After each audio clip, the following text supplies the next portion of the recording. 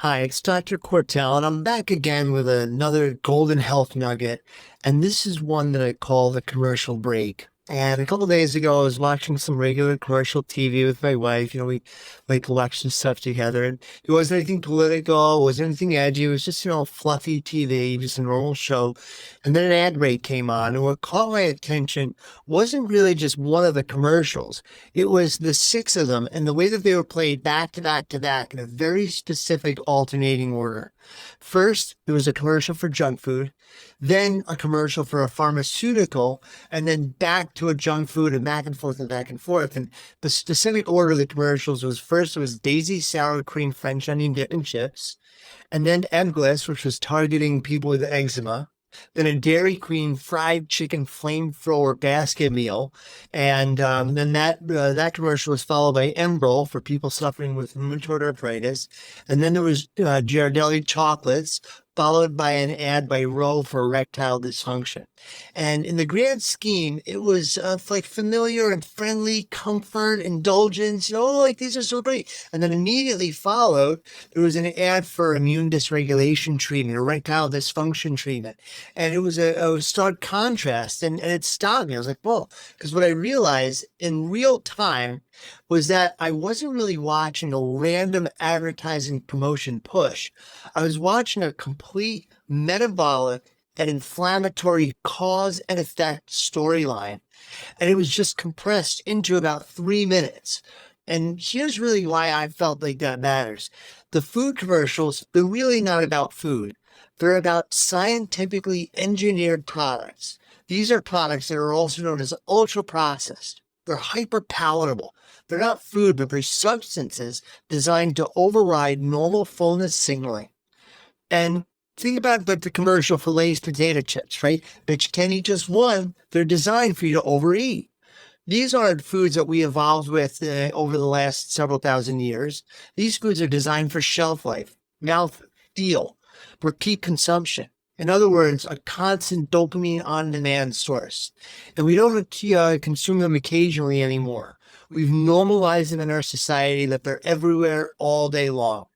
And we've even taught our nervous system that comfort, reward, and relaxation come from food-like substances that quietly hijack our sense of pleasure and lead to disrupted metabolism and lead to disrupted digestion function. And over time, this matters because the gut isn't just where food goes, it's where your immune regulation begins. When ultra-processed foods are included in the diet, and we see very predictable patterns when they're included. There's altered gut bacteria, altered gut microbiome, there's intestinal damage, chronic low-grade inflammation. All of these happen every time we introduce ultra-processed foods because the symptom becomes reactive, hyper-responsive, overly sensitive. And eventually, inflammation shows up somewhere. Maybe it's the skin or the joints, the airway, your veins and blood vessels, your hormones. And it's usually not immediately, but it will progress quietly and gradually until it's bad enough to then finally be labeled as a condition that we can treat.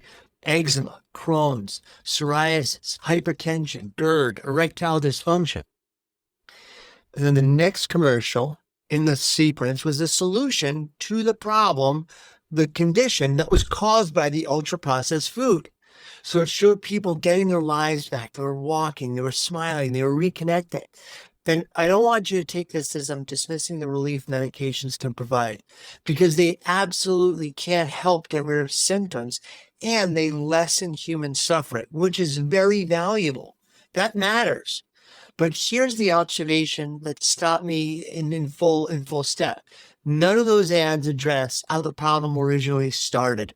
They just treat the downstream result, not the upstream cause.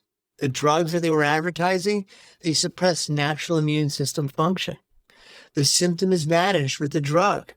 The condition is named, and then it's maintained with a pharmaceutical. And this results in a patient taking a drug or a pill or consuming something, that drug forever. So in one ad break, we sell the poisons that damage the body, and then immediately thereafter, we sell the lifelong antidote required to manage the consequence of the poison. That's not accidental. That's a system. And to be clear, this isn't about villains, it's not about conspiracy, but it's about incentive. Food companies, big major food companies around the country and world, are rewarded for creating a craving and then making a product that is overconsumed to fill that craving. Pharmaceutical companies are rewarded for chronic need and lifelong use. No one in that loop is paid to restore health. Dysregulated metabolism or a damaged gut. Those are the products. Your bad health is the product. And no one gets paid when there's no more product. This is why lifestyle medicine can and oftentimes feel very disruptive because it breaks that loop. And when you stabilize blood sugar, when you reduce inflammatory load, when you restore gut integrity, when you improve your sleep, improve your movement, and your nervous system tone is better, many of those same downstream issues, those downstream diagnoses and conditions, they improve or go away, sometimes dramatically quickly, sometimes quietly, but often enough to make you ask an uncomfortable question like, hey, maybe it was what I was doing in my lifestyle. And uncomfortable questions don't sell well during commercial breaks. This is where the body user manual, my book, comes in. It's because your body isn't broken. It's just responding appropriately to the inputs it's given. It's responding the exact way you're asking it to. Because if you feed it substances that confuse signaling, your body will adapt. If you live in a state of chronic stimulation, it won't compensate. And if you only ever address the compensation, then you never restore the system. You never get help back. And the real tragedy isn't that we have powerful medications. I'm glad we do. But the tragedy is that we've normalized a world where the cause is invisible or ignored, and the treatment is permanent and embraced. So the next time you're watching TV, pay attention, not just to what's being sold, but the order in which it comes around. Watch the story unfold from indulgence to inflammation to intervention. And then ask yourself a better question. Don't ask like, oh, what drug fixes this? But ask, what input created this signal in the first place? What am I doing to my body that might have created it? Because health isn't managing commercials. It's built upstream, quietly, daily, with intention. And once you see the loop, you can then begin to choose to step out of that loop and get real health and a solution. So today, thanks for listening. Please like and subscribe. It really helps us out a lot, and we'd love to hear from you. Until next time, I'm Dr. David Quartell. I hope that you learned something today.